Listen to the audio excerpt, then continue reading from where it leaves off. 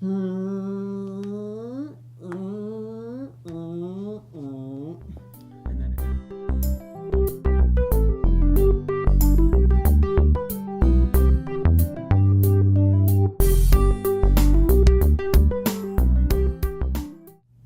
everybody, welcome to Seriously Lighthearted Yoga. Today we're going to kind of be doing a bit of a wrap up on this little subsection that we've done on practice. And one of the things we're definitely going to be talking about, or Kai's going to be going into today, is about establishing a practice journal. Mm-hmm. And so what does that mean? Are we talking a physical journal? Yeah, like a physical journal, guys. You sit there and write about each of your practices every day. And that it is a moment to reflect on the practices you've done. So you can, at the beginning, maybe start just writing out the poses that you tried to do in a class, or how far you got in them, and what cues you really liked that your instructor gave. You can note things like how you felt day to day after a few entries. You'll start to recognize those.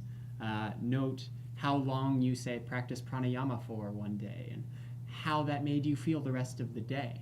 So this is something. The best practice I can think of is before and after a practice, and then at the end or beginning and end of every day.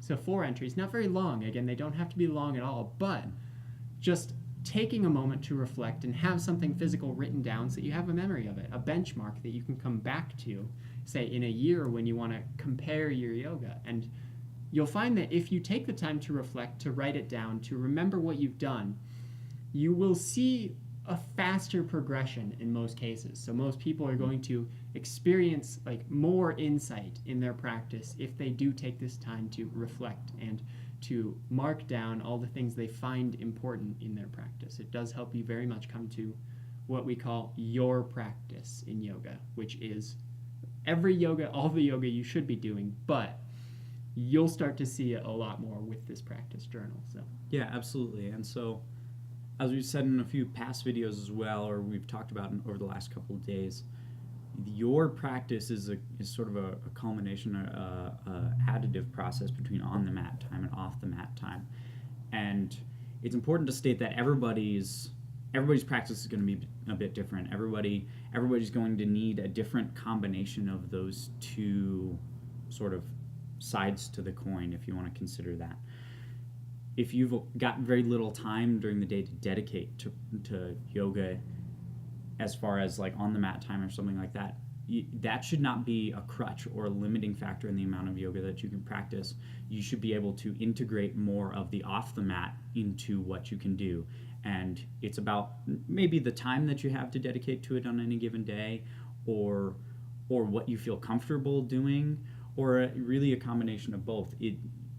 There's no reason that you can't have more off the mat practice than you do on the mat practice, and vice versa. Maybe you've got a lot more time and you want to dedicate that to on the mat meditating and breathing exercises and asana practice, and dedicate less of your yoga practice, your yoga time overall, to the off the mat things.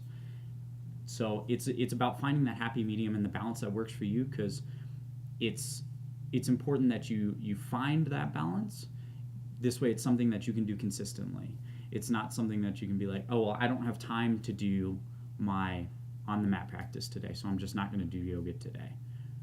Integrate an off the mat portion to what you're doing to kind of fill that space, to kind of compensate for that. So that's a good point that he brings up. When you have the dedicated period of practice, what happens is, as he said, you do kind of make it a crutch. So if you're practicing yoga at a dedicated period of time only during the day, it becomes something that you depend on in your yoga practice. And if you take it off the mat as well, you have other things that you can practice in the day, and you don't feel like you've missed out.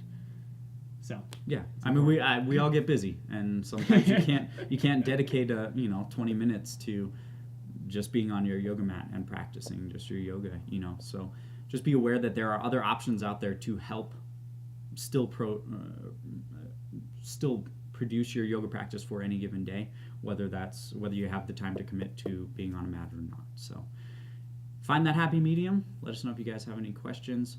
Start a practice journal. That's pretty important, and like Kai said, you see the evolution. It really, it's kind of a neat log of your journey as a yogi. So give somebody a high five.